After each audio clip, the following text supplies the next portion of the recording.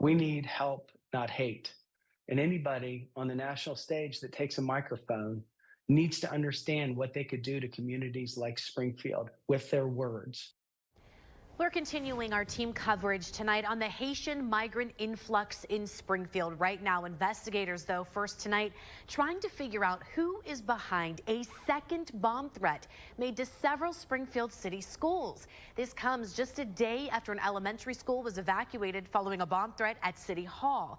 This is just 1 week after Springfield Middle School saw a heightened police presence last Friday due to another threat. Now today, Perrin Woods and Snow Hill Elementary students evacuated their buildings out of precaution. Meanwhile, Roosevelt Middle School closed for the entire day.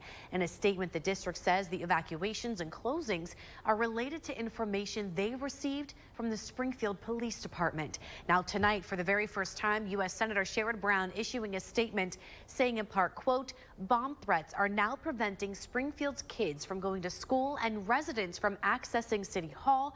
Violence is never acceptable, and this must stop. Before someone gets hurt, we need to lower the temperature and work together for the people of Ohio. In addition to those bomb threats, Clark County schools are also dealing with a rapid rise in enrollment following that migrant influx. Now, we have been working this entire week really to separate fact from fiction. Lydia Bice looked into what's causing that increase and what resources they may need. There's several additional students over the last 3 years. I think there's about 2,000, about 1,500 to 2,000 new students over the last 3 years. I started the process of reaching out to the Springfield City School District and Clark State Community College on Wednesday morning after hearing from Mayor Rue on Tuesday. I was hoping to learn what resources these schools need to handle such a major increase in students. I reached out to both again on Thursday, getting this response from Clark State Community College saying, quote, thanks for thinking of us, but I politely declined this interview. Thanks for understanding. I still hadn't heard back from the Springfield City School District, so I started reaching out to others to see if they had seen an increase. I learned the other district in Clark County who has seen an increase in students was the Clark-Shawnee Local School District, but that was mostly due to a new housing development behind the Walmart on Tuttle Road.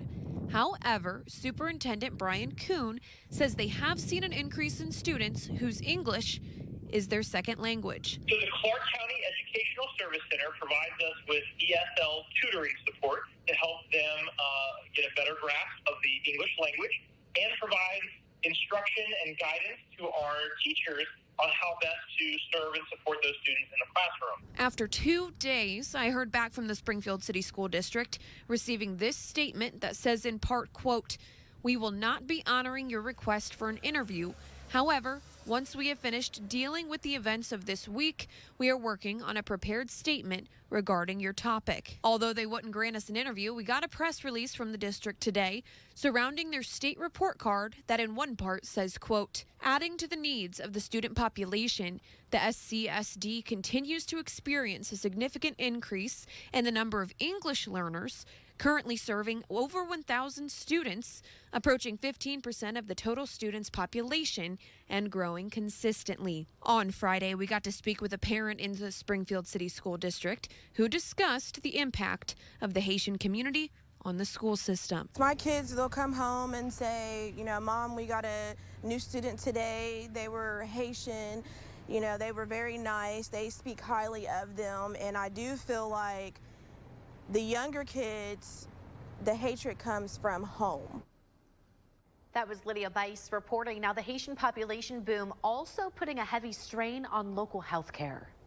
I don't know of any system that's set up with the extra headroom or capacity to take on that many, even over the period of a couple of years. The biggest concerns are lack of staff and capacity at medical facilities to lack of translation services for foreign patients. The bigger issue, though, is making sure the Haitian community simply has access to primary care, which is what most, if not all, lacked in their home country. That's why health departments exist, right? It's to answer the call of the population health, to make sure that we've got a community where everybody's got high quality health care. That's not conceptual. I mean, that's our actual mission and what we get up every day to do. And while vaccinations are also a major concern, there is no concern about an increase in diseases since the influx of Haitian migrants. Tonight, the city of Xenia squashing even more rumors on social media. The city manager releasing a statement after posts started popping up saying the city is taking in 200 Haitian refugees from the city of Springfield. Now, the city of Xenia saying in part, quote, the city has engaged in no such conversations concerning the refugee crisis in Springfield and has neither the resources nor desire to participate in any effort to relocate or house refugees or illegal aliens. It also talks about how the community shouldn't believe everything they see on social media because it's not always factual. It goes on to say we encourage citizens to help police this type of immature behavior by not buying into the nonsense, getting facts from legitimate sources, and reporting the other posts. Tonight as well, the Miami Valley community breaking bread with the Haitian community in Springfield. In fact, hundreds showed up at a local Haitian Creole restaurant. But as Gwyneth Falloon shows us, the impact goes much further than just a meal. I think of people that work hard. Springfield, so that's the thing, is diverse. We're actually a beautiful city. This is how some describe Springfield, Ohio, a city of almost 60,000, now in the national spotlight. I immediately shook my head and put my head down like, you can't conquer with hate, you conquer with love. At the center of that attention, the influx of Haitian immigrants to the area and now debunked rumors about their culture. We know Springfield is full of love, does not have the hate that is being, told to the rest of the country and world as they're even talking. Steve McQueen is one of the faces behind Friday's organized love, as he calls it, bringing together dozens at a Springfield Haitian Creole restaurant in support of that community. Why don't we help them be better drivers or help them speak English or fighting a fight that nobody will win? There's no wins at the end of this with that hate. Mark Hausman and Terrence Crow, two of the many Springfield natives, sharing a meal with their Haitian neighbors, showing them hate has no place in their city. You got to bridge the gaps, tear down those mental fences, and we're all human. We're all under one race, the human race. In Springfield, I'm Gwyneth Falloon. The restaurant staff was just simply too busy to sit down with us because they were serving everyone their meals. However, they did tell us tonight's turnout was far more than ever expected, and the amount of support was simply overwhelming. We will continue to follow this developing story, keep you updated both on air and online. You can find all of our previous coverage right now at Dayton247now.com. And of course, we're always bringing you updates as well on our social media pages, so be sure to follow us and like us at Dayton 24/7 Now on all platforms. We'll keep you in the loop as we learn more. Well, another dry day across the Miami Valley, but our southwestern counties actually getting some rainfall from Francine, the remnants of Francine. Taking a look at Butler County, southwestern Butler County, just southwest of Hamilton, getting some light precipitation. Unfortunately for us, we're not seeing much in the way of rainfall. Temperatures, they're hanging out in the 60s and 70s. It's a warm evening, 75 Dayton, 70 Troy, 72 in Sydney. And for the rest of the evening, we'll see some clouds around, mainly to the southwest, otherwise mostly clear for the rest of us, dropping eventually into the lower 60s, which won't be as cool as we have been, with an east-southeasterly wind 5 to 10 miles per hour. Coming up the rest of your weekend forecast, and I'll talk about some rain chances in just a bit. A police pursuit ending in a crash along I-70. What led to the chase and what we've learned so far. Let's all have a look at that weekend forecast, what we're expecting as we head into next week, too. That's coming up. Here's a live look from our Eco Plumber Skycam. You're watching Dayton 24/7 Now. At Jeshman Nissan, take advantage of our impressive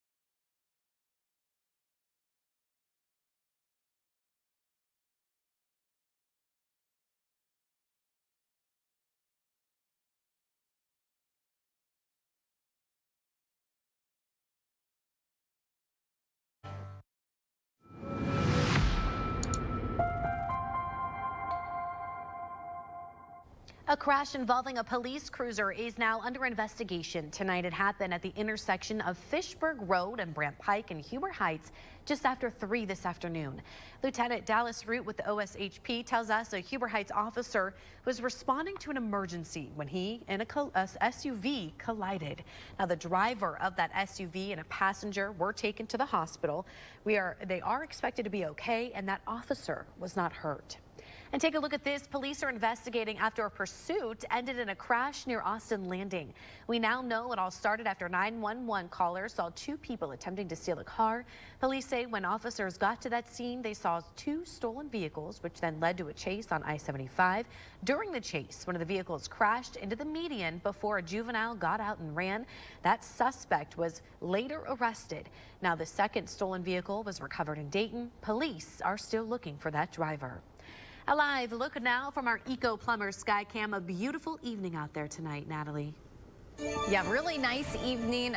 Also a very dry evening. We need some rainfall. I feel like it's been a broken record about needing that rain, but this is our latest drought monitor that was released yesterday. You can see that severe drought continues for our central and eastern counties. And that was a westward expansion from where it was before. Moderate drought for the rest of the area. And we really don't have a lot of rain in the forecast. And as well as along with that, we also climatologically don't see a whole lot of rain over these next several months. October is our second driest month climatologically, and that's what we're heading into. And then we go through a stretch of some of our drier months through the winter and starting off next year. So we do have overall a near normal precipitation chances across the Miami Valley heading into these next several months. September, October, November, we're looking at near normal precipitation across the area as far as what we're expecting climatologically for us, or what we're expecting into these next several months, which isn't good news because we need good rain. We need above normal precipitation across the area. Rainfall mainly to our southwest right now. That is due to the remnants of Francine, which, as you can see, continues to weaken. There is some hope by next week. We are tracking a potential next weather maker that will approach from the east coast, and we'll have to monitor this closely because models are differing on the intensity, how much moisture we'll see out of this, or how far westward it will make it. But this does indicate the chance for some showers developing Tuesday night into our day on Wednesday, bringing a chance for rain into the area. So we'll be monitoring this area of low pressure closely by next week because that will be our next best shot at some rain. Tailgate forecast, if you wanted to head out tomorrow, weekend's looking dry. It's also looking very warm, so no need to bring the coats with you, of course. It's going to be nice and warm heading into these next several hours, several days, in fact, as you can see here for our weekend forecast too.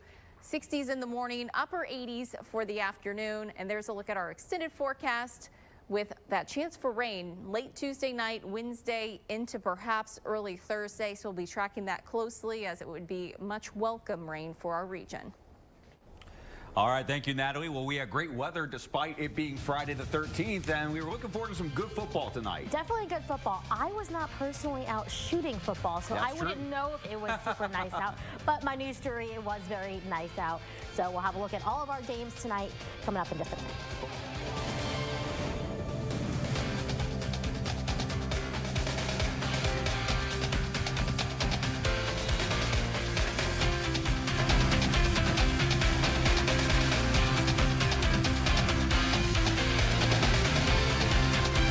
Take Dayton 24/7 Now News.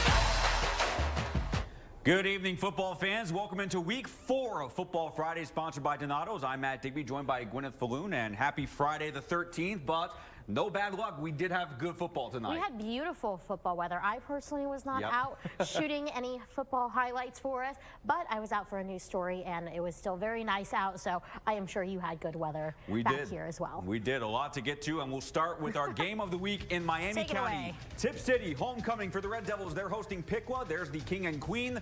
First quarter, Red Devils ball, handoff to Xavier Melton, able to pick up a positive gain on this play. However, the drive would end in a punt. Piqua ball going forward on 4th down. Caden Thomas connects with Joey Voskuhl right at the line to gain. So that means the drive continues. Indians going with a methodical approach on their opening drive. Jericho Burns spins to his right to create some space, rushing to the sideline, eventually stopped inside the 5, so a 1st and goal. And Piqua does open the scoring. Thomas, the QB keeper, into the end zone, and the Indians are on the board first, 7-0. However, Tippecanoe answering on 4th down. Some misdirection on this play. They fooled me.